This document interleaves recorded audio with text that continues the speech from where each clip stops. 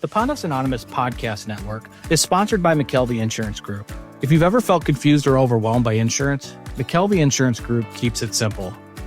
They're an independent agency, which means they compare options from multiple providers to find coverage that actually fits you, not just one provider's policy.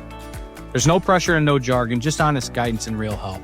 Call Evan McKelvey at 618-623-0080 or reach out to us at Pondos Anonymous and we'd be happy to connect the dots. They will save you money and they'll save it for you in less than 24 hours. Call Evan. This episode of Needed to Hear That is brought to you by Light Source. What do we need when we're in the dark? Sometimes it's simply just a light source.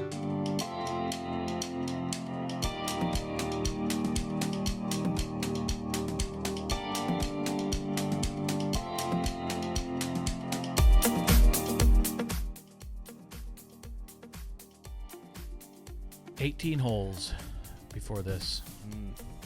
I am happy to be here. Same. I can tell. Yeah, this is going to be... Chaz, this is our first guest. Yeah. I needed to hear that. And I'm honored.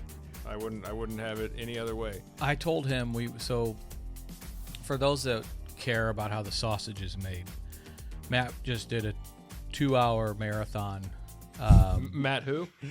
Matt Bauersachs. Matt Bauersachs. Okay. Hi, guys. Yeah. I may have forgot your last name on the last show. Of Pondos Anonymous, which is more conversational. Mm-hmm. Told his story, but for those that are hearing this episode will drop first. This will drop on a Friday. This is Friday. Matt's will actually be 2 weeks from today, I think, that you'll drop. So okay. Just to tell people how the sausage is made, Matt and I locked in with Zoe for 2 hours. We did. Talked a lot of Chaz. We did. A lot of social worker stuff. Brown versus SLU came up. Yeah, 'cause she went to the Brown school. Brown school, yeah.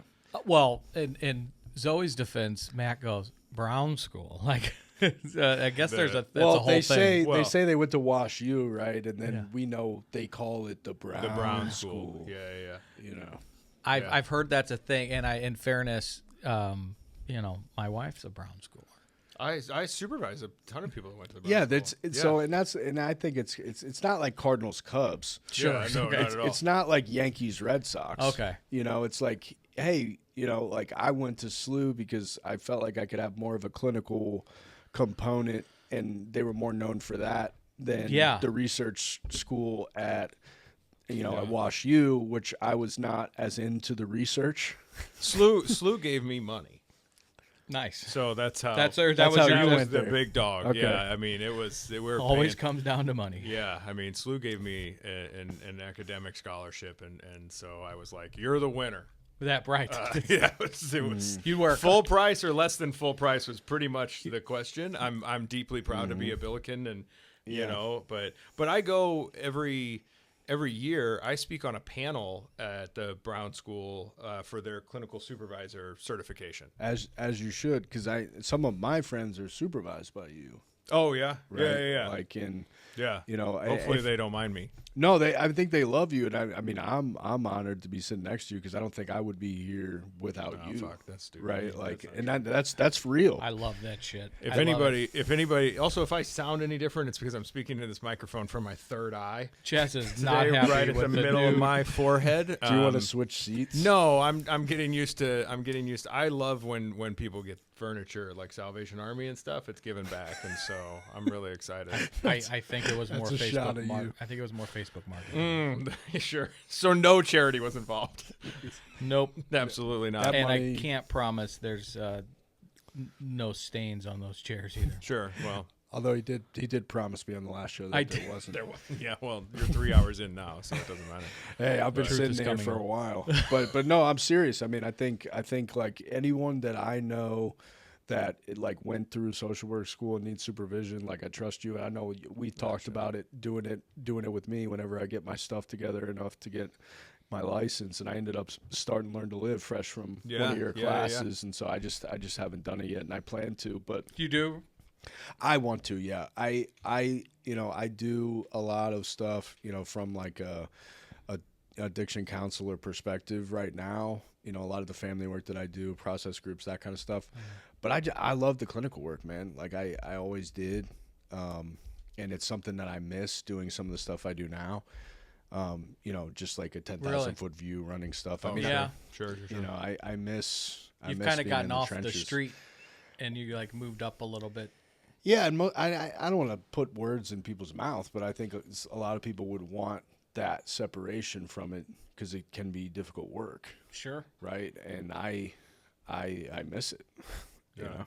I mean, clinical work is tough. It mostly because like it's not tough, like tougher than administrative work. It's just so different, right? Like the actual application, like doing therapy or running therapeutic groups is totally abstract and totally unpredictable.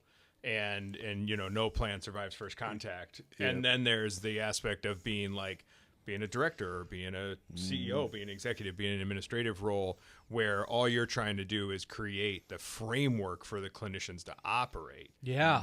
And that is what's particularly hard is that as clinicians, right? I mean, I've been a clinician my whole career. Right. So like I've been a clinician my whole career. I never had like a director job. I never had a coordinator job, anything like that. I've just seen clients. And I'm in a private practice now, but I'm by no means a businessman or administrator. You're kind of my clinician at the ice rink. Yeah, lucky me. See how that worked out. But I ended up sober. Yeah, took me eventually took a few lectures and. Did you drag him in the chestnut? Some hard boundaries. He threw me in his bathtub and emptied my 44-ounce Rumpelman's drink. Attaboy. Yeah. Because there's no way that a big gulp that's 2/3 booze is nobody's gonna be able to smell that in a 10 by 10 room that we're hanging out in watching hockey. Love that basement, Chad. Yeah, like there's no way anybody would know that was going on. Yeah, exactly. When you guys talk about all this, I'm the Chaz doesn't like when I say this, but I'm the dumb fuck in the room. I like to ask the questions that maybe some of our listeners are thinking about, but I hear a lot of my wife's complaining. Maybe that's the bad phrase. I've never heard Ashley. Good point. And what's endearing to her is she got promoted. She kept getting promoted at her last nonprofit job, and her passion is under the bridge helping unhoused folks find services or get a meal or anything to make their day a little more bearable.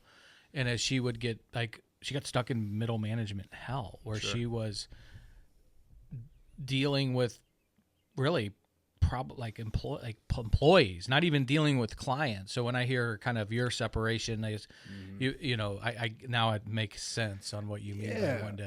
Yeah. I mean, I fell into doing clinical work, from a credentialed standpoint, pretty much right away when I started working in treatment. And, I worked with adolescents, and if you know anything about working in the treatment field, that's one of the toughest things to do.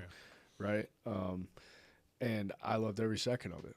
Right. Like I got to learn from some pretty badass clinicians, and, I think followed along a path to, I didn't even think I wasn't even thinking about starting Learn to Live. I didn't, as I told you earlier, I didn't even want to go to grad school. Right. There was a professor at undergrad at SIUE that was like, Matt, you need to go to grad school. Like, you've got some stuff. And I was like, okay, cool. Let's do it here. And she was like, no, you need to go to SLU or WashU. Cool. I love our program. Sure. But you need to go there. Didn't you go to Irisville too? I went first semester. Okay. And then I went to SWIC. Yeah. Yeah. Oh. I mean, I loved it. The social work program was great. I did it for a year. So I went to Champaign, moved to Champaign, did go to Parkland to get into U of I. Came home for a girl. Yep. Good idea. Attaboy. Well, you got to learn. Got to learn to live. Got to learn to live. Hey. And that summer didn't go well, but I enrolled in SIUE. And then at the end of that year, went back to Champaign and actually got in finally to Illinois. But I loved Edwardsville that year.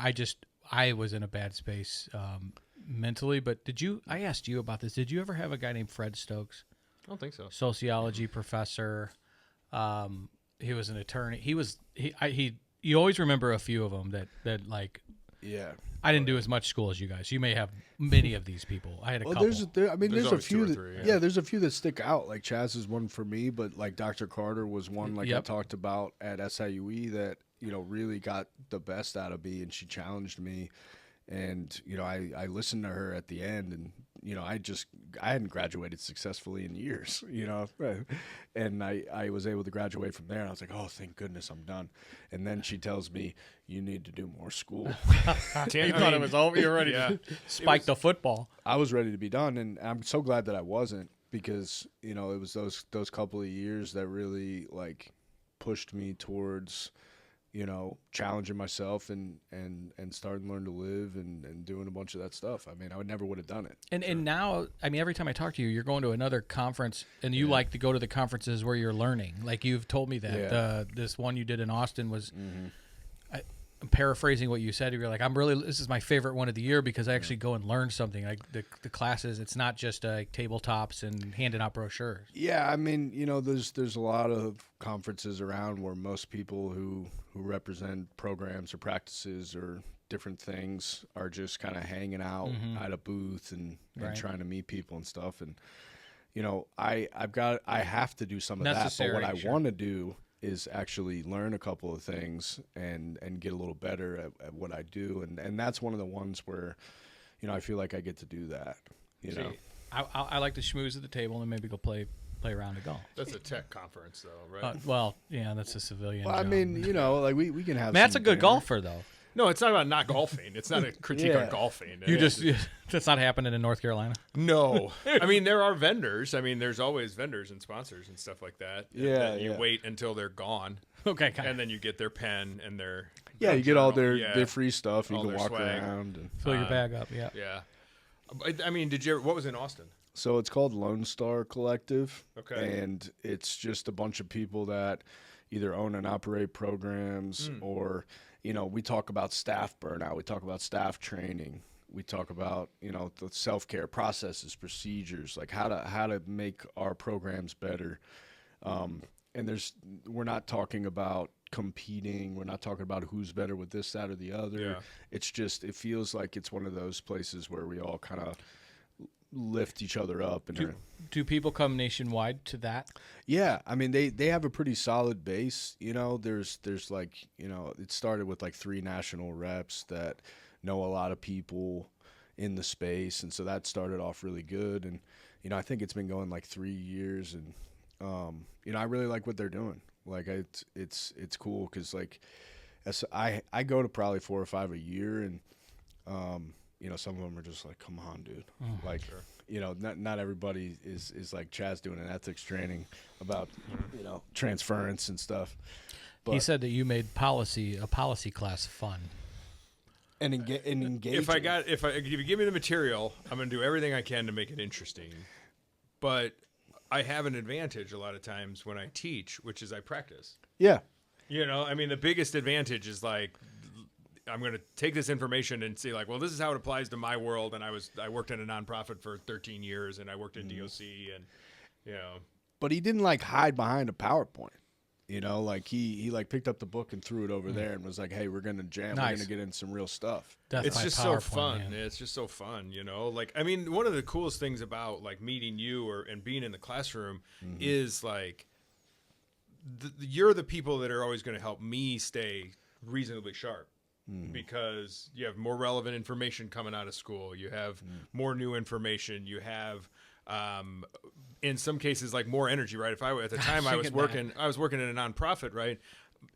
It's not always full of energy, right? It's a large business. It's hard. And it's tough, and people are tired, and you're scraping by your continuing ed because you have to pay for it out of pocket because the agency's not going to pay for your continuing ed. Like, so like there's a lot of people that are tired and they're not as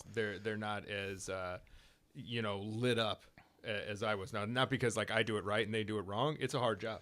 And I'm very lucky that I just like love it, right? But I love this shit a lot. Like, this is in my mind when I'm not doing it, you know? Well, and it resonates. It comes out, you know, because I think there's like we said, there's a few people that you get a chance to like encounter that truly inspire you to do something, right? And I felt like that's what I got. And, you know, I wish I would have gotten more of your classes, but it was like, you know, They only let me do a couple. we walk in and you're like, oh, I know what I'm you gonna show guys up one day. make. You don't care that much, you know, Yeah. stuff Well, like that. Well, there's a lot of stuff that in the, you know, like when you're talking about professors, like for me, it was Tammy Eggleston at McHenry, you know, like Tammy was she is one of the deans there, and she's in the psych department. And, you know, They had a good hockey team. Tammy's a legend though, you know, so it's like they're Social work? no, psychology. Ah. Yeah. She's a PhD. But, you know, Tammy was the first person that I encountered educationally that was just easily confident that I would be fine. And when you're in school, you just don't believe that shit, you know? Yeah, exactly. Like, it wasn't that she was like gassing me up, right? It wasn't her being like, you're going to change the world.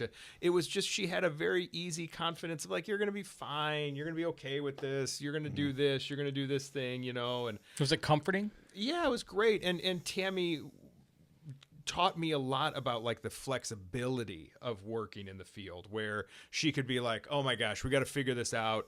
Hold on, let me send a couple of emails. I don't think it's that big of a deal, right? And kind of taught me that like not everything is a terrifying, rigid experience. I remember talking to somebody at SLU who's not at SLU anymore, but after I had, you know, committed to go there and I was going to orientation, and I go to orientation. Orientation's like supposed to be terrifying. It is. They make it like kind of like intentionally scary. I don't know if they do it that way anymore, but I know they historically have. And I'm sitting there in orientation, and I'm just like a deer in headlights because I got 4 classes in the fall. Yep. And I'm working every day in an ice rink. Yep. Right. Like, so, and I can't, Well, you had such quality employees. I can't do neither of them. What were you so right? stressful about? And so I'm working all these hours, and I have these classes, and I go to the only person I knew in the program, who was the person who had like interviewed me. Mm-hmm. And I'm like, I'm a little worried after orientation today. I mean, I got 4 classes and I got a full-time job, you know? And she just looked at me and she goes, you're not going to be able to do it. She's like, I recommend you either drop most of those classes or you think about your employment, because this is too challenging of a program to do full-time. Yeah. And let me say this, that's not true. Yeah, it's not true. It's not true. And I don't mean like it's easy. I mean like people are smart and resilient, and they're taking it seriously because it's grad school, right? So it's doable. So I had been an intern at a private practice, and I don't know why I called her, but I called the woman that had supervised me at this private practice, and I'm like, I just talked to so-and-so at SLU, and she said, I'm not going to make it. I'm not going to be able to do this. I'm not going to. And God bless this woman who just said, oh, come on. She doesn't know you. Nice. I mean, that is. She's like, you're going to be fine. I She's couldn't like, do it. But No, that's good. But she was just like, grad school is 25% more than bachelor's at the most. You'll be fine. Don't worry about right. Like, and that's one of those things, like when you talk about people that are very, very helpful, it's and kind of like mentors, it's more like not who believed in you that you're going to move mountains and told you that you're going to change every facet of human life. It's who looked at you comfortably and was like, I think you're going to do really well. I think you're going to do fine. I don't have any, like it's more the person who was human with you rather than the person who is like top of the mountain going, oh my God, you're never going to be able to figure this out, or bottom of it being like maybe insulting you and, like saying like, I don't know that you're cut out for grad school, which I know those stories too, but we don't need to share all of them. But that's, we talk about mentorship and support and supervision on here a lot, actually. And a big part of that dialogue is like, who just comfortably looks at you and is like, man, you got it. Go do it. Mm-hmm. And I agree with you. And I love that mentorship topic because I've been thinking about it a lot. And I think that's exactly what I look back to a lot of the school stuff was, Dr. Carter, I felt like challenged me, but also believed more in me than I believed in myself. Like I was a self-deprecating dude. Like I had gotten sober, but I didn't have a whole lot to show for my life, you know? And then I go to grad school. Like you said, I'm nervous. You know, I've got a job. Me and Amber were doing Joe's place, and we're doing all this stuff. And this, maybe the same lady was like, you know, I think you ought to think about, you know, quitting your job or changing this around, you know. But I was like, no, watch this, you know. Do you know about this Joe's place? Tell them about Joe's place. Yeah, because I think you would dig it, man. Is it still open? Oh, yeah. Yeah, I never heard about it. So honestly, like, and there's probably people who know who he is, but there was a benefactor that bought this beautiful house that's in the shadow of Maplewood High School, and they, you know, they came up with this nonprofit because they found that, you know, they had an issue in their district, and it was that, you know, they had a lot of teenage boys that either were in rough homes or the families had to move out of the district or different things like that, and shelters take women and children and not teenage boys. Sure.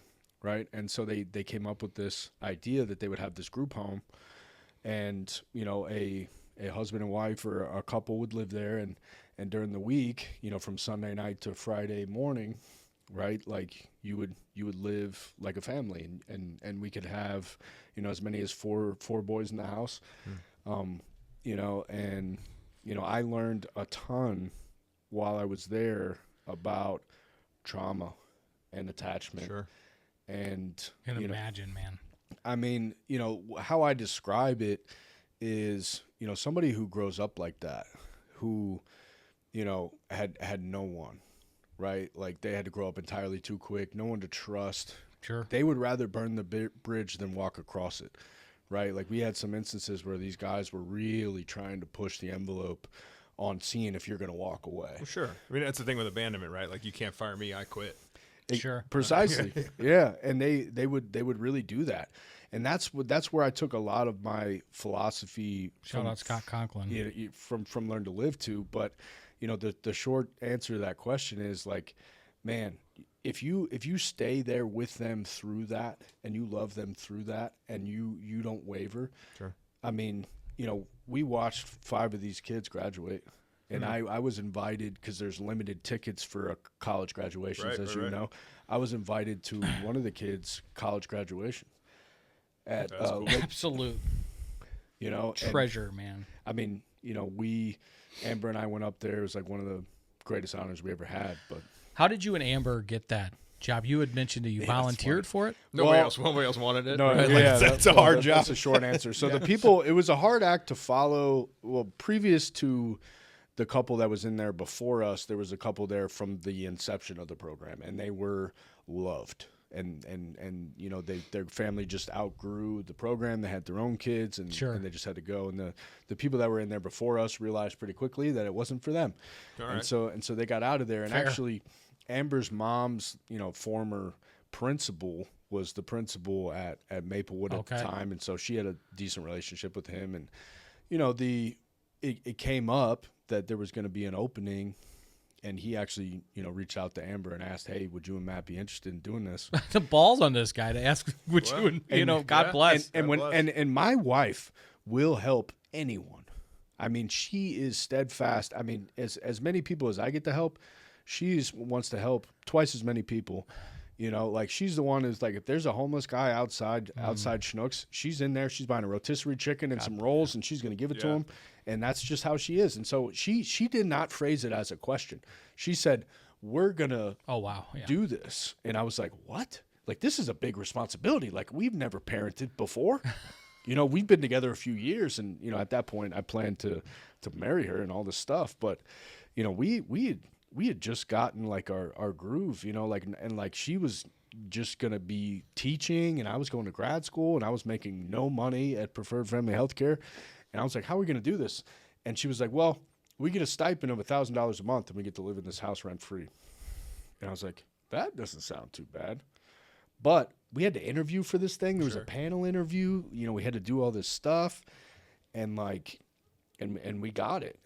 And I wasn't quite sure how it was for the record, that's low pay for the work you're doing. No, but it's a very social work thing. Like social is. workers would absolutely rather just not have a bill exactly than make more than money. to be thinking about money, right? Like so, like if the major expenses are covered.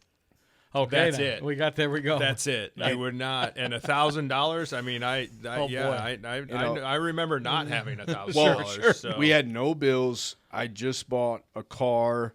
I had a working car, and it was nice. And I'm in grad school, and I'm going from year night class to pick up one of the kids from his friend's house and going home. And I learned boundaries, and I learned messaging, and I learned how difficult it is. And I've caught these kids, smoking weed and doing all those things. And, Amber was really, really impressed with me because I knew that one of the kids snuck out to see his girlfriend because his coat and where his shoes were. And I was like, he snuck out. She was like, how do you know? I was like, his coat's right there and his shoes are right there. He sleeps on the couch all the time, but he would never sleep next to his coat and his shoes because he would never do that, right? And I woke him up. I was like, you snuck out, didn't you? He's like, yeah. And so she was like pretty impressed with me. But it was, and I talked about it, on the other podcast, but it was probably one of the most heartbreaking, rewarding, amazing, hard things I've ever done. I mean, I can picture your emotions. This is the only way, and I didn't know it until after, like, being fucking chin deep in the foster care stuff, is that it's your internal emotions are like a pretzel, and it's every opposing emotion at once pulling tug of wars. And I didn't consciously know that you could feel opposing emotions at once before man. that. And so when I told you what a mentor of mine said when he asked me how I was going, and I said it's brutally difficult, and he said, well, the most rewarding work we do on this planet is often brutally difficult. And talk about like a juxtaposition. You've been on a big kick about dissonance. Have I? Yeah. A couple of times you mentioned that cognitive dissonance. Yeah, I used to get mad when Ashley'd say that. Yeah. Now here you are telling stories about having some dissonance. You can't say I didn't say it. You're the dumbest guy in the room anymore because that's a big one. term. I know. I told her I could quit using that fucking. Use shit that I know. I just got a voice memo on WhatsApp from a guy that I'm about to give a training with in August, and he said we're gonna respect the interrelational psychodynamics, and then he goes, "Hoo-hoo-hoo." What a vocabulary word that was! Whoa, he was fucking Pillsbury Doughboy. He was excited. great. Oh. Yeah, he's great. But I mean, adolescence, working with teens and stuff is incredible. And working with teens from decent households is hard. Yeah, and these guys, I mean, it was such a sad story with every single one of them. Basically, just mom or dad, in jail, dead from drugs. Dad's an alcoholic, like this or Big that. T trauma, like it was really tough. Like we had a guy that would not sit at the table and eat with us because he was so uncomfortable. Sure. And we had a guy that had a room with a bed in it, but would never sleep in it. Right. We had guys that would sleep with their shoes on. I mean, you know what all this stuff means, right? This is like trauma. God, and so gut wrenching, man. I mean, it was really because it's really hard because you're like, man, I love you, like I want to help you, and like you show up in such a way, and then they won't be there. You know what's funny is you were just talking about this last night. Can you share this about this? I don't know. About I know why you're just getting paid and. Oh yeah, I get that a lot. Well, and then finally the kid was like, I just want somebody to make me go to school. Yeah, This was just last night. So it's just so common, right? Like, I mean, there's that. You have to respect the different things. We all do some version of like having an emotional go bag, right? Like everybody has this kind of internal framework where it's like, okay, the second that I hear this, I know somebody doesn't give a shit about me, right? And we all have it, right? We all have it. There's something inside where you go, okay, so this person thinks this, or I think that they think this, or I actually think that, Matt says he loves this stuff, but he's making money, or, like all these different things. And we all have this defensive structure that is like, as soon as we hear our brand of it, we're going to throw our bag over our shoulder and get out of here. Got it. Right? Like and so early versions of that a lot of times are like, well, come on, man. Well, you're getting paid. Exactly. You know, and it's like, right. But that's part of the balance of being part of a boundaried system is like, there is a world where I could be somewhat financially secure and give an unbelievable heart level damn about the people in front of me. Sure. Right. Both of those things are very possible. Exactly. And not to be a social worker about it, most of us would do it for nothing. We would prefer to live in a world where it's like, yeah, we got the house, we got $1,000, and I do therapy all day. Let's go. And I mean, like that couldn't be more true. I say it like a lot because I get like really like fired up, and I'll just be like, man, I'd do this for free if I could. And like John Gruden says, like you know, it's like, I love this shit. I'll do this shit for free. You know, well, like he's a coach. Yeah. I think there and there's so many, like some of the stories when I where I used to work had an inpatient adolescent program. And I talked to a guy one time that was an adult who had been in that program, and he just told me the funniest story about how like kids run from that program all the time. It's gone now. They don't have it anymore. But you know, kids should run, right? Yeah. And like you don't stop them, right? Like I mean, if they're gonna run, Was they're it gonna run. inpatient for SUD? Yeah. Oh, okay. Yeah. And so I talked to a guy one time, and he was like, you know, I ran out of this place when I was in here as a kid. And I'm like, yeah, that happens. And he's like, I remember though I was running and I was free. I knew I could do what I want. The world was my oyster. And then I looked up at a sign that said that my hometown is 9 miles away. And I went, I ain't going 9 miles. And he's like, I came back. It's like I just turned around, and it's like I love a good like adolescent story, right? Where it's like, yeah, of course, go ahead and run away, and then be like, Oh, fuck. oh, it's gonna take me 2 hours to get anywhere. I think I'm just gonna go back. Yeah, I'm gonna go. Yeah, you know, Kinda hungry. And in a good program, right? In even a mediocre program, the answer is gonna be like, get in here, Come right? on. Yeah. Like, you know, no, it's all right. You're doing Pull your some, chair up. Yeah, you're doing some version of runaway. Well, in a lot of like, I mean, good, bad, or indifferent, a lot of DBT, like dialectical behavioral therapy programs, one of the rules is you can't quit. Yeah. Right? Like you can, because there's a lot of high emotion dysregulation in the room. And so one of the rules is like when you, if we're all in a group here and I'm like, go to hell, and I storm out, this chair is still my chair tomorrow. Got it. And essentially, I think like a lot of them have a rule that as soon as you've missed like 4 or 5 consecutive things, then you're no longer like registered in the program. But it's all to give space to that dysregulation and explosivity so that you can walk out of the room and say, I'm not doing this anymore 2-3 times in a row. But if you keep coming back, you're not quitting. You're just, you know, like, and so I think that's great because I think that way with therapy, right? Like if you come and go as you please, right? I want people in and out of therapy. I want people to be like, okay, you know, like I mean, talk about that a lot. Yeah. You have. I want people in and out. I have been very, very fortunate that I can kind of, most of my career, people can stay with me. Yeah. You know, I haven't had to go to like a caseload and say, I'm leaving. I'm not going to be working here anymore. You're going to love Chris, the new therapist, and I want you to meet him on Tuesday. I've never had to do that. And That's part of it's just luck. life, It's just luck, you know, like I've been very fortunate in that regard that I can just hang in there. But it also means that like sometimes if somebody's going to take a break from therapy, they're not going to say, oh gosh, Matt, you know, I really want to take a break. I'm feeling better. Maybe we can take, like they're just going to be like, you know, you're going to cancel an appointment and then you're going to reschedule in 2 years. Yeah. You know, and I think that's okay. I just think that's okay because I want people to receive the message that like the help and support that they need is available in this particular kind of boundaried container, right? Sure. Like, you know, what Learn to Live offers is what Learn to Live offers. I offer outpatient therapy. Right. Like I offer 1 hour at a time outpatient therapy. If you're interested in that, you can find me doing that. Yep. Sure. You know, and that's it. I don't, you know, like that's all I want to do. I always like to get you to do a little bit more. Yeah, I'm aware. Yeah. Well, you do I know a how lot valuable- of stuff. I know how valuable my time is. Podcast now. No, it's pretty valuable. But I also think like the therapy thing is kind That of was sarcastic. Oh, I know. Yeah. Yeah, I know. But it's kind of like a moving target. Like I've been in therapy multiple times, and what I was working on initially is not what I would be working for on sure. now.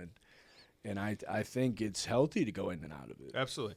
There's a guy. I mean, this is for the for the helpers out there. There's a guy named Louis Casalino. I figure you like the last Italian. name. At I was least. thinking I was going to give a shout out. Paisan. Casalino has written a bunch of books on therapy, and one of the things that he talks about, and it's a big part of we have this like Self of the Helper program that we like train the trainer and stuff with and everything.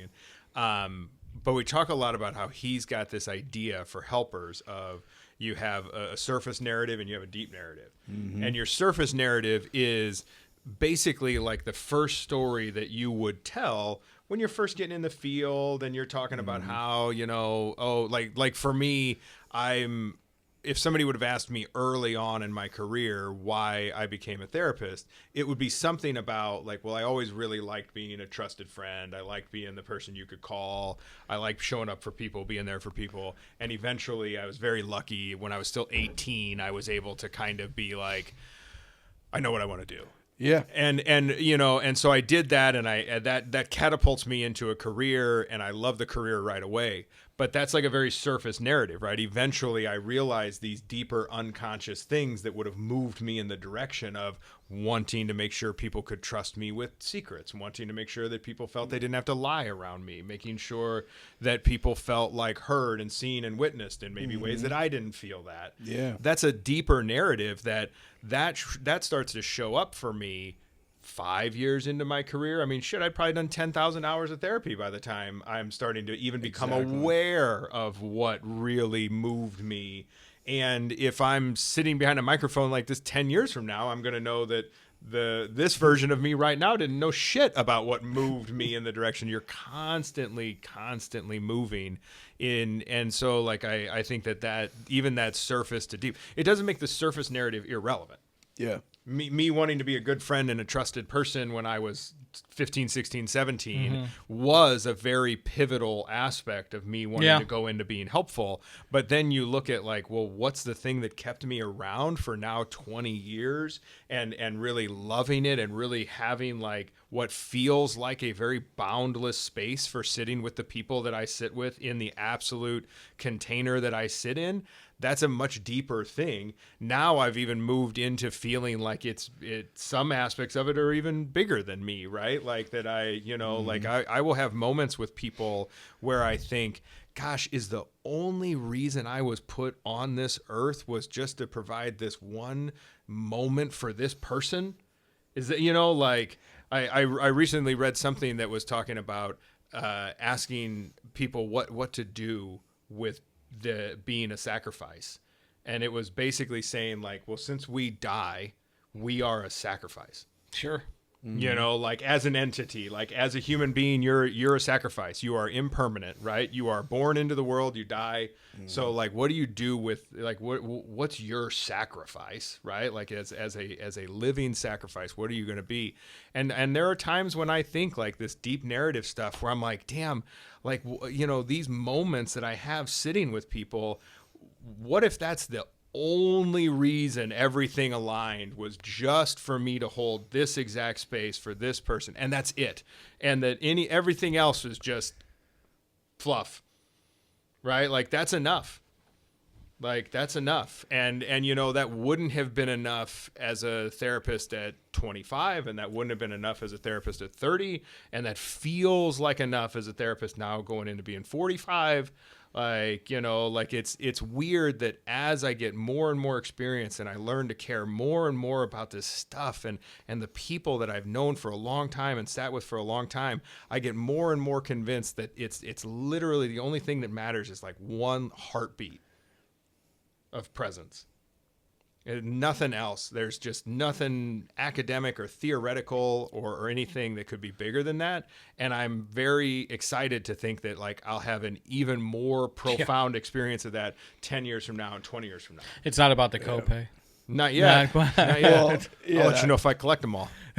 Yeah, well, that's the other thing too. Is like I think a lot of the helpers that get into this, we're not here to collect a paycheck or get rich. There's a lot of other ways for us to do that, and I think you're right. And a lot of what I've been thinking about recently is kind of that same thought of, what if I'm here for this moment right now, for this person, for them to get that one thing that clicks for them, right? Or that family member or that sponsee that I have or whoever it might be. Because like you, and like I didn't get into social work. Like I didn't, when I was 18, I wasn't like, hey, I'm gonna do this. I kind of fell into this because it was something that I was good at, and I found that I just had a passion for showing up for people. He even said on the last show that will come out after this, but that you, even that after that year in your extended sober living, that you were like, this isn't working treatment. I was like, it's so hard, like it's so profoundly hard to sit with people through the darkest, toughest time in their life, right? And I think I've burnt out a couple of times, right? Yeah. And like shed my skin and like came back in different form, doing this work in different capacities. But it was something that, like, if you love what you do, like you said, you never work a day in your life. And I could not do anything else. Like running family groups and doing family work and working with people. Like if I wasn't doing that, I couldn't sell cars. Right. Like there's a friend of ours. She even said she went and tried to do that for a little bit. Our friend Dawn. Oh yeah. Well, she said she was thinking about doing it. Yeah. And then, she kind of fell in with us. And, yeah. I love Dawn. I've been helping Dawn, and I didn't even realize it for like a while. Like she's a top of she's in the C-suite of the Matt Bauersachs fan club. And as we talk about mentors, right, there's been a couple of instances in my life where I've done that little worksheet that's like, okay, who's your mentor and why? And I could write down a couple of people. Sure. And that was pretty easy for me, right? And then on the next page, it was like, who thinks that you're their mentor? Who are you helping? What would they say, right? And that is something that, like, I take really seriously. Sure. And a lot of these people, like, are in different capacities, working in different places, like people that I just answer the phone and I hold space for them. Right. Like, and they'll say stuff like, oh, Matt's my mentor. And I'm like, I didn't do anything, but like, okay. God, there's a common theme between the two of you. It's not just humility, but you say that a lot too. Like, and I don't realize the people that, so we talk a lot about moms and we do. Your relationship with your mother through your active addiction, and then how your family got healthy. Yeah. Is your words, which is the only reason you were able to probably get sober. Yeah. To paraphrase what you said.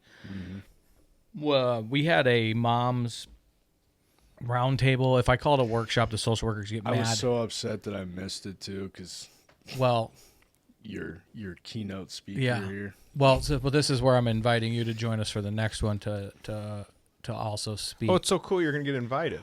Oh, I'd be happy to. You mean as opposed to just told when I'll be told where to be. Well, Dawn actually was like, "Hey, do you know this guy Chaz Frankie speaking at this thing at this church? I'm going to go check it out." And I'm like, "Well, that's tomorrow." You were like, "Does Chaz know he's going to be there?" Yeah, I told him that night. It really was the mom showed up. Yeah. The work you do with your family program, you gotta come to it and speak. No, that was more of a tell. Yeah, well, I'd love to do it because that's honestly like one of the things that gives me the most juice, right? Like doing the work, I can get beat down, holding boundaries with the guys that we have, and watching them struggle and like do those different things. But on Wednesday night, I get to sit with these families. Yeah. And they get to see that other families are going through the same thing that they are, and that they can in fact get their own version of experience, strength, and hope in that meeting. And a lot of my alumni families are going to the underground and working with other people's families. It's really, I like I said, it is.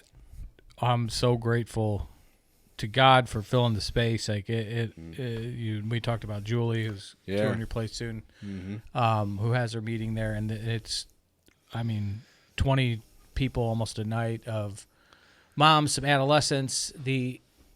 What I always, and the reason we did this is we were up against, trying to fill gaps. So we started a nonprofit, and we're like, and we chose this path with the nonprofit. But the other gap was support and help for adolescents. We've talked about it a lot. That's why you came and spoke about your work with adolescents. The resources are lacking, and to your point, when we talked earlier about you got sober at 20, I think that's absolutely heroic.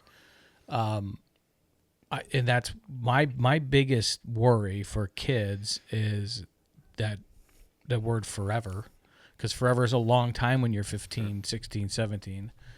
To your point, it's not forever, it's today. But to get a kid to buy in when the world says you got to go to college and get fucked up, you got to do all this, it's so tough. And I don't know how to help besides put you people in a room together. Well, I think figure it out. It's a bigger problem than just me, but what I've seen work, and I have many friends that have 10 plus years, 20 plus years, got sober as a teenager, and they weren't sitting there telling us, oh well, you're so young. They weren't sitting there saying, oh, you got to stay sober the rest of your life. They were like, man, let's just worry about this problem that's right in front of us and try to stay sober one day at a time. And our parents became so isolated that, like, they're not talking to their friends. They're not going out and saying, Matt's a drug addict, right? When people ask, oh, how's Matt doing? My parents said they only lied to one person. When I was at treatment, they lied to one of their friends. They were walking past the house or whatever, and they're like, oh, how's Matt? And they were like, he's great. And I was like, you've never seen anybody that can do drugs like this kid. Yeah, exactly. Like for real. See him hit that water. Yeah. I mean, he's a real pro. Like he really got it. I remember you told me that at coffee. Yeah. I mean, it was like, how isolated families can be. They don't know that other people are struggling. They don't know that there's help out there for them. Sure. They don't know that there's hope that their kids can get sober young. Like, once my parents found that there was a little hope and that there was a place for them to get some help and some support, and really, like, even though the boundary thing is hard and some of the messaging is hard and some of the stuff you have to watch throughout the process is hard, the common theme is, like, when the family is involved, magical things happen. Doesn't matter how old you are. And right? Which is why I Learned to Live, it's day one, right? It's day one, and it's a requirement. Oh, wow. Okay. Because, like, if they're not engaged, whether it's their significant other or the parents, right? Because, like Shelly was with Nick. Yeah. I mean, for a while, Shelly was one of the only ones on our family group Zoom call. I cannot imagine her missing one. She would show up every single week, but, like, the most powerful things happen because, like, on Wednesday nights we'll hear, like, one of the families like, oh, he called me and I did exactly what you guys said to do, right? I asked him, a bunch of questions about, oh, well, how do you feel about that? And what do you think your treatment team would say?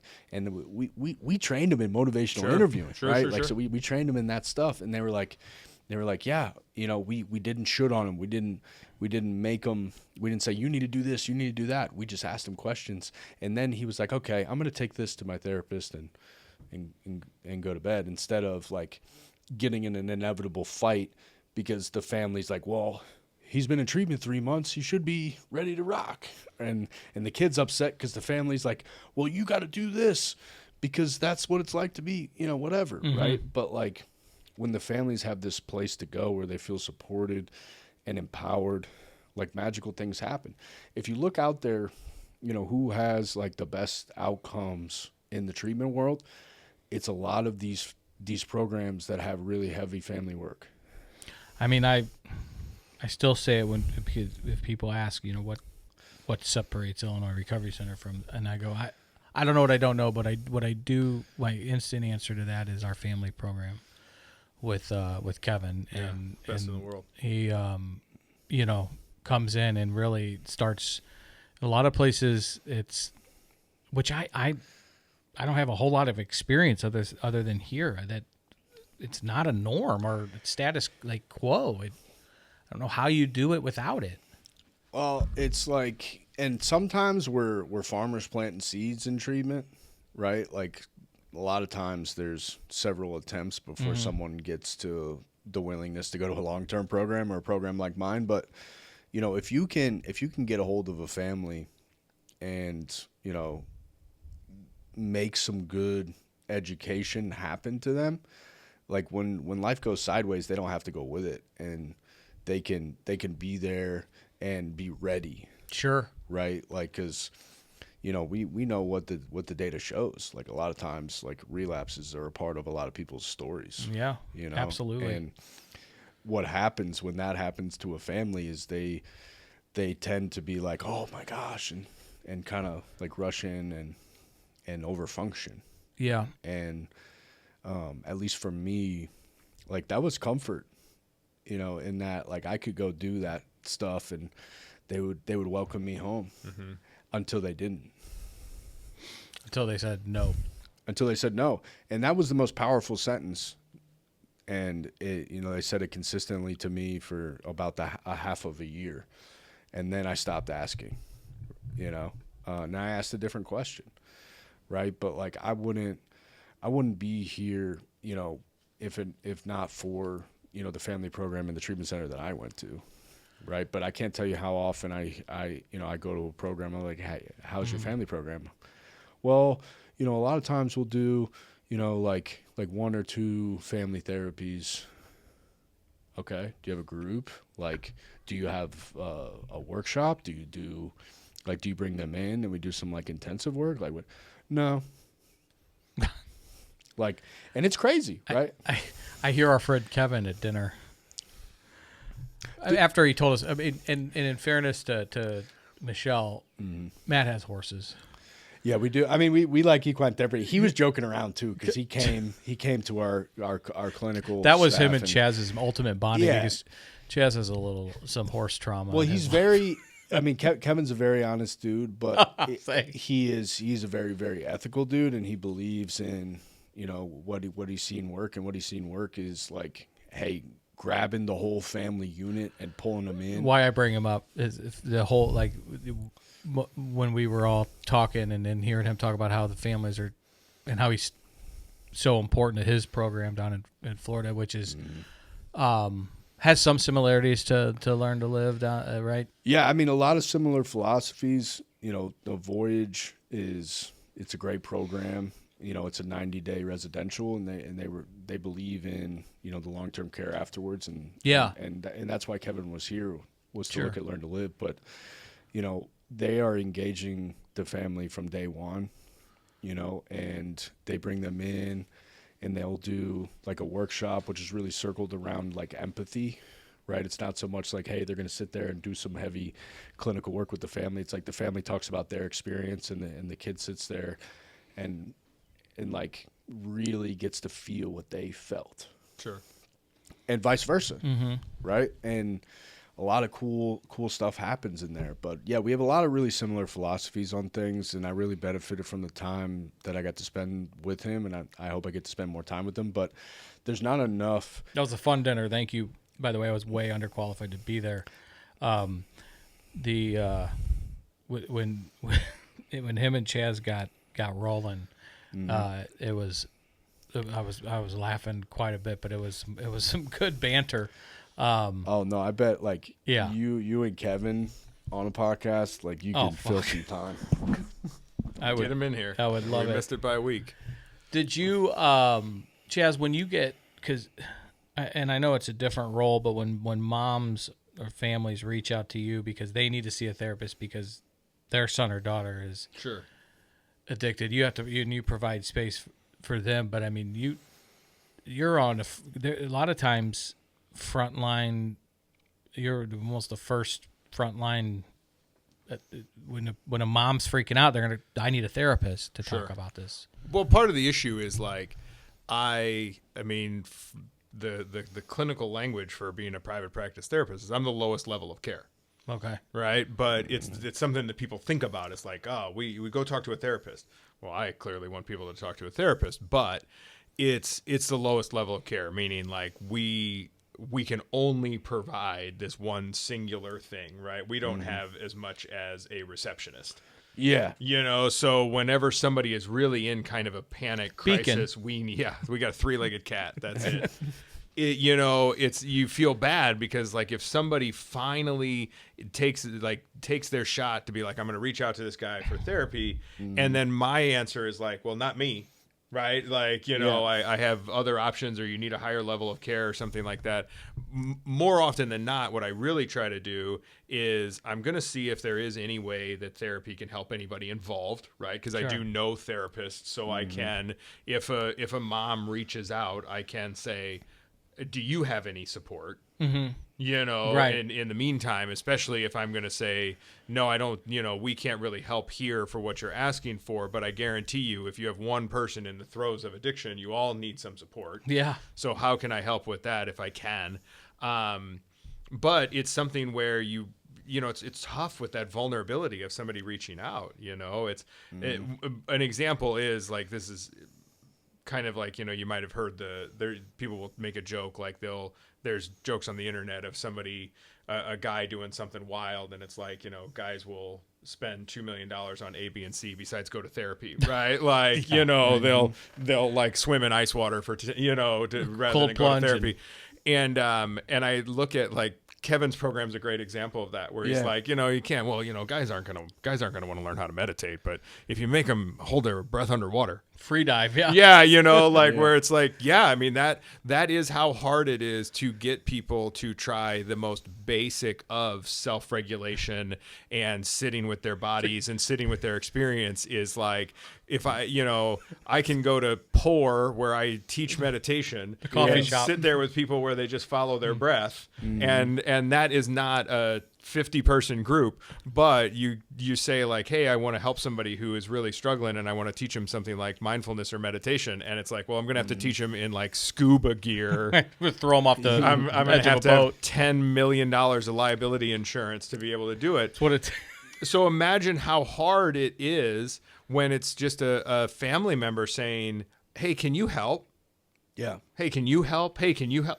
Like that's one of the things that is so tough is, when you're talking about a family program and how to get people invested in it, it is something where, if you're having this dialogue that has its roots in, well, we got to find something, right? Like somebody in this needs some help. And very few programs or even spaces like Light Source are equipped to be like, actually, all of you. Yep. Right. Like, come on. I want to, like I'm sitting here saying, can I get one of you who might be a good fit for therapy into therapy, when you're in a situation where all of you deserve a lot of support and a lot of structure and a lot of education.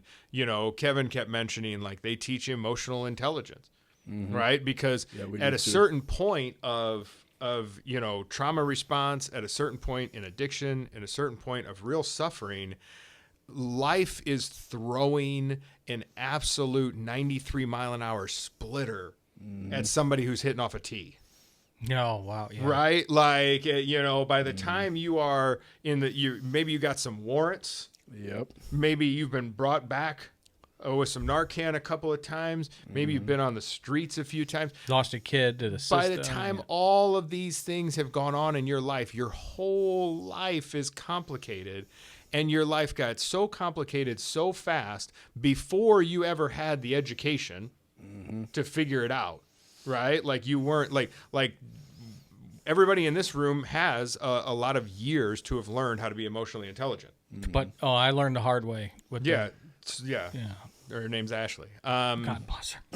And so But like that, when you start thinking about one of the ways to really give language to a very humble and very simple form of intervention is if there's a program that can just take the whole family in and say, we're going to start from scratch. Tell me how this is bothering you. Right? Like, tell me how this is bothering you. And I'm going to need you to sit here while she says it. Right. Yep. Like, and as simple as that is, it's foundational and it's important. And I can say as a therapist, like, I don't offer it. Mm-hmm. Right. Like, I mean, like, so when people are reaching out to me, that's not necessarily something that I'm going to offer. I offer individual psychotherapy. Yeah. So we need to be giving language to how important it is to find spaces for empathy, emotional intelligence. I use a term like mindfulness, but the concept of mindfulness is like, do you have any ability whatsoever to make a decision in the now?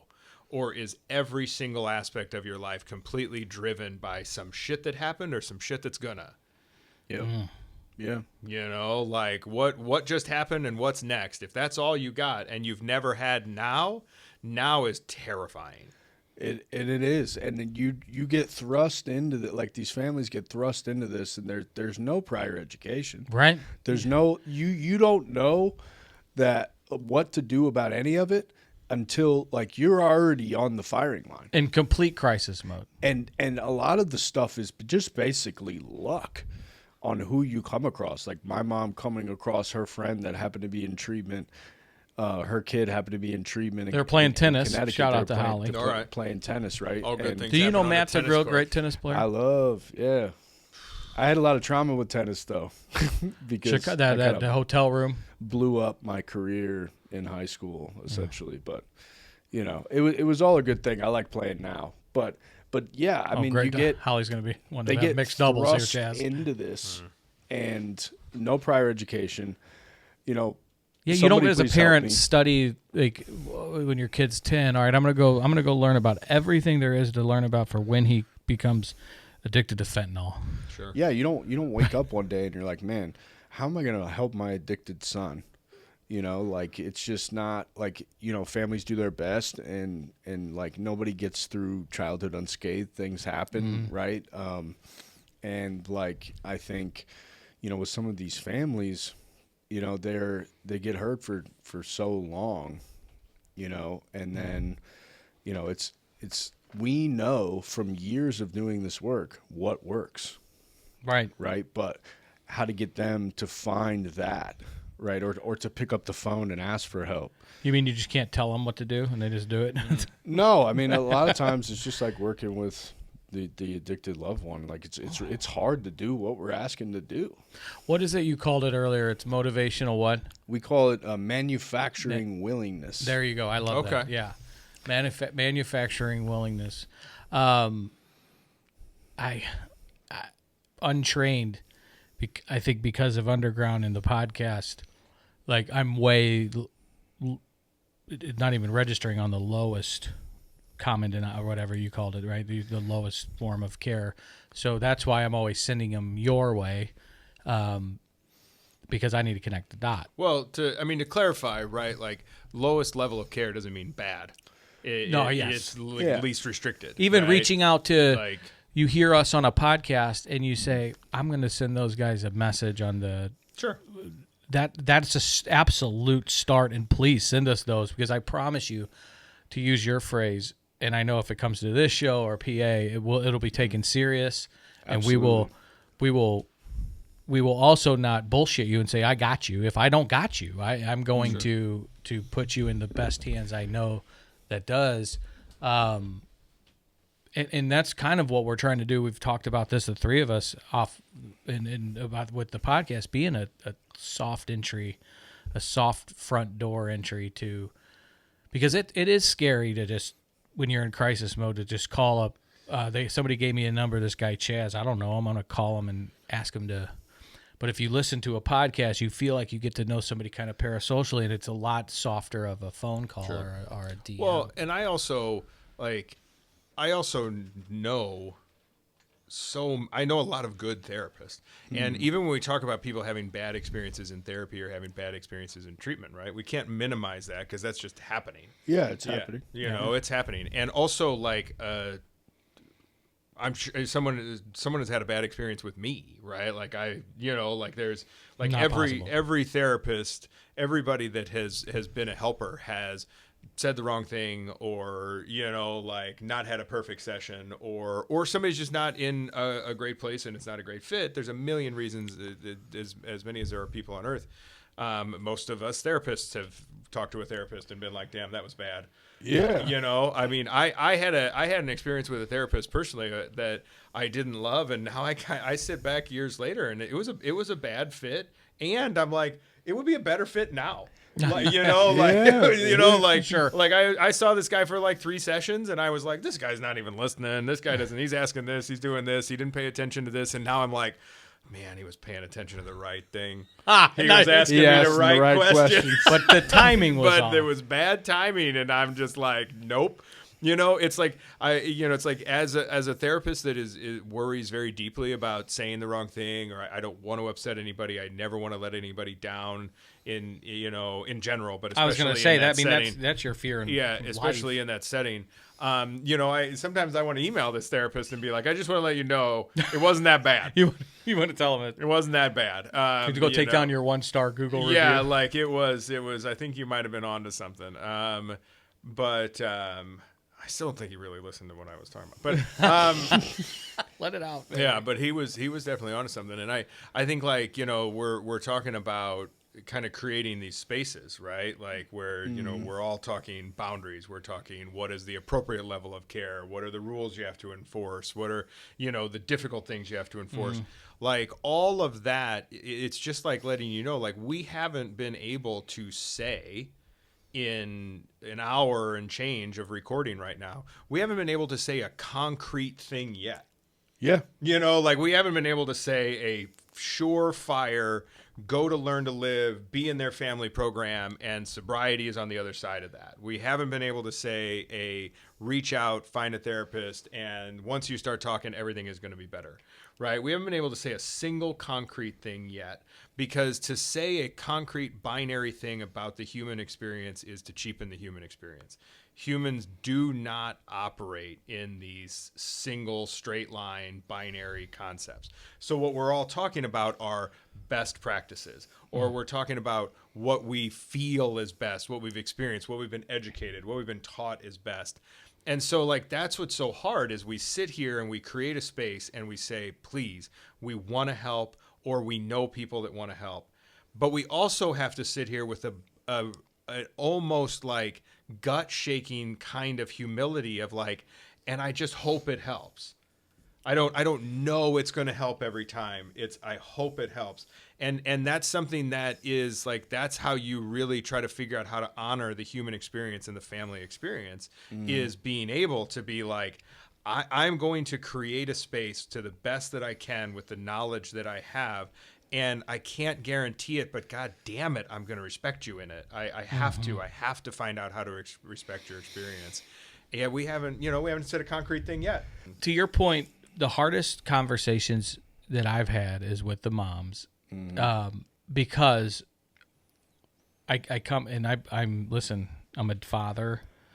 I had a father, but I've also I believe in that something different with moms, man. And I know coming from like the straight white male, I'm getting ready to tell a mom not to mother. Yeah. Well, I'm all about well, that just happens to be the group today, but I'm a diversity guy. Mm-hmm. Yeah. Anyway, I am. Why are you looking at me like that? Finish your story. So when I tell moms I got to say this, I said I give them a preface. I said, listen, because you're going to want to right hook me when I tell you not to mother your son or daughter is what they want.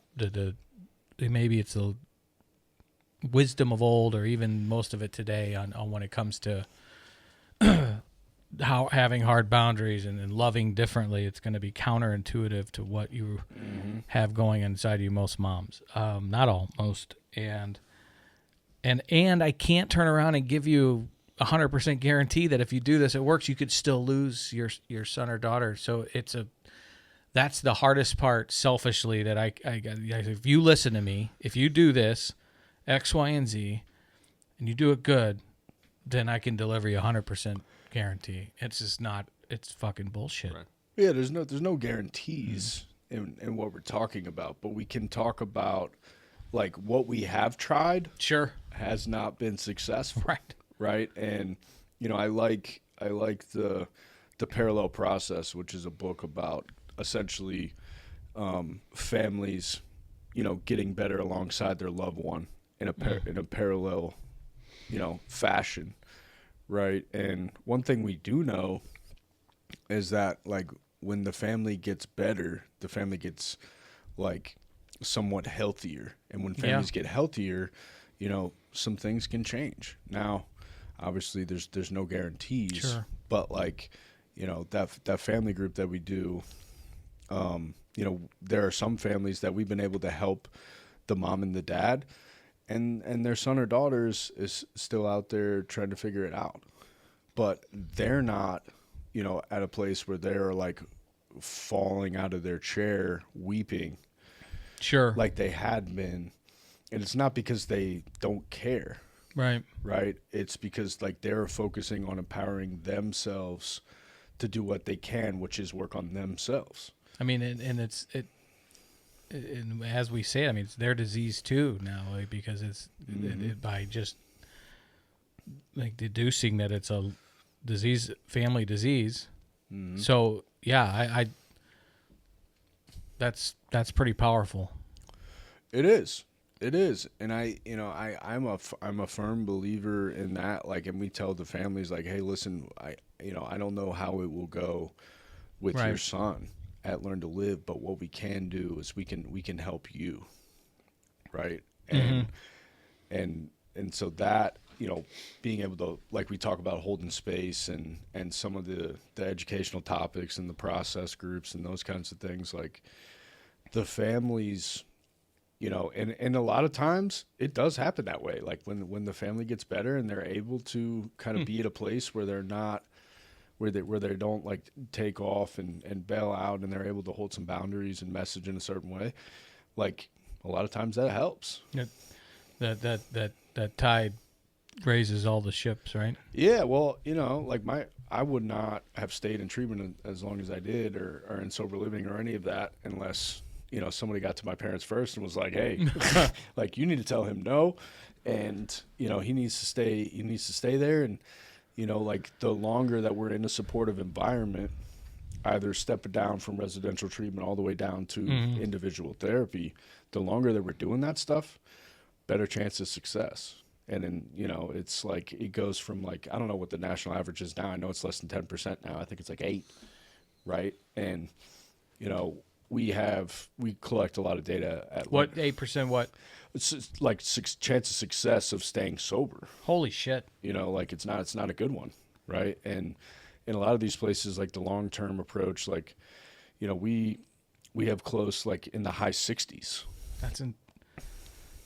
And that tracks. I mean, that's what I get it. It's why we're trying to help and support places like yours and in the mission that we're getting ready to launch, in these next 11 months, because people think you go like 30 days, you're sitting in your car to the mechanic. Moms and dads think they sent their son or daughter to the mechanic for 30 days. They're going to rebuild the engine and fix the fucking radiator, and then they're back out on the street and they're good as new, and it just doesn't work that way. Well, and that's why, part of why I say it in the lens of like we haven't said anything concrete is because when people say like hope that they sent their kid to the mechanic, it also creates this kind of pressure that things have to be finished, right? Yep. Things have to be complete. Things have to be like that. This is gonna work, and this is how it's gonna look. Rather than being able to normalize that, no, this is movement and momentum and awareness building and safety and compassion and empathy building. And if you can commit to those kinds of things, you have this really, really high chance. Exactly. But that commitment right? There are very few, none of us really talk about the really serious commitments we made for a small amount of time. You don't really hear anybody that's like, you know what, I'm just going to commit to doing this tomorrow, and that's going to be amazing, right? Like we are, the commitments we talk about are the bigger ones. And a lot of times people have had the ability to commit without the resources available, right? That's going to be one of those things. You're going to have people that could commit without resource, and then you're going to have sometimes people who don't want to commit and the resources available. Sure. And there's going to be some combination, some amalgamation of those two things.